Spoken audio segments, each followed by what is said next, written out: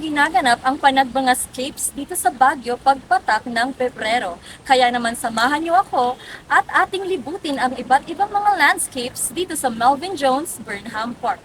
Umali kayo, manpasyal ako.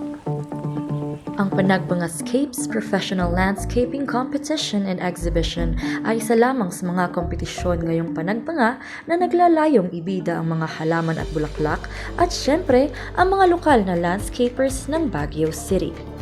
Ang tema ngayong taon ay Blossoms Beyond Boundaries at mayroong 12 kalahok sa nasabing patimpalak. Isa na nga rito si Ma'am Agustina Filimon, isang landscaper mula Tuding, Itogon. Greetings kami dito ma'am. Kasla nga pintason mi.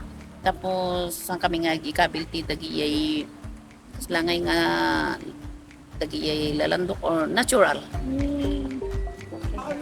So, inya nga iti concept nyo dito imot nga landscape. Dito'y bagig, dito'y open, river garden.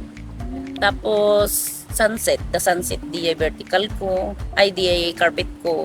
4 years nga nagla-landscape ako so nga ada dati awi-awit mi hinayunan mi lang kasi tapos nagmula-mula kami planter sakmat lang kami Ang kapag nga na panunot yung kasumali dito para ti beautification mo ti panagbenga hindi ay makaala kami ti trabaho mi kontrata ganun kasi kita anda ti landscape mi no kurso nada da maala kami. Ilang mga turista naman ang napapatigil para tignan at kunan ng litrato ang iba't ibang konsepto ng mga landscapes dito. That's really beautiful. That's why I stopped. That's why we stopped and make some pictures because it was really a very nice place, very peaceful. All is fresh, very colorful. Yeah, beautiful, really beautiful. I was hoping I could have this in my garden. Flowers is so good. It's more similar on my city, my country. I like it.